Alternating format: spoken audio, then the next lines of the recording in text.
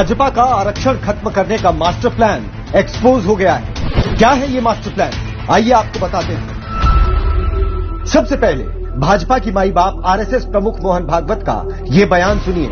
संघ प्रमुख मोहन भागवत ने आज आरक्षण नीति पर सवाल उठाते हुए इसकी समीक्षा की जरूरत बता दी। यानी कि अब दलितों, पिछड़ों, आदिवासियों को आरक्षण खत्म करने का समय आ गया है, ये कहना चाहते हैं।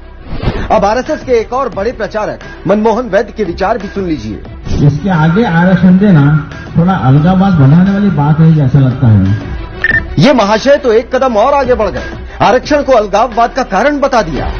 और अब आपको दिखाते हैं बीजेपी और मोदी के विचार प्रचारक और बीजेपी आईटी सेल के संयोजक अमित मालवीय के वो ट्वीट जिनसे भाजपा और मोदी के मुखौटे के पीछे का असली चेहरा सामने आ गया है। देखिए मोदी के विचारों का प्रचारक आरक्षण पर क्या लिखता है।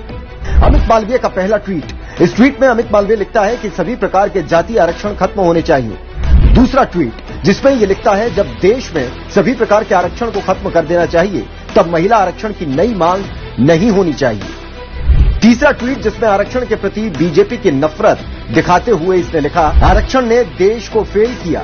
चौथा ट्वीट जिसमें लिखता है वंचित वर्ग को मिल रहा आरक्षण लॉलीपॉप है। ओबीसी वर्ग जो 58,000 रुपए की कमाई करता है उसका आरक्षण फ्रॉड है। पांचवा ट्वीट जिसमें बीजेपी और मोदी की महिला विरोधी सोच दिखा दी, इसने लिखा महिला आरक्षण राजनीति में बहु बेटी कल्चर को बढ़ावा देगा। छठा ट्वीट इसमें अमित मालवीय ने लिखा सरकारी नौकरियों में अनुसूचित जाति, अनुसूचित जनजाति के आरक्षण पर प्रतिबंध लगाना चाहिए। सातवां ट्वीट जिसमें लिखा SC/ST आरक्षण से सरकारी संस्थाओं की हत्या होगी। अब मोदी के सांसद और बीजेपी युवा मोर्चा के राष्ट्रीय अध्यक्ष तेजस्वी सूर्या का ये ट्वीट देखिए जो आरक्षण को गंदा दलदल बता रहा है।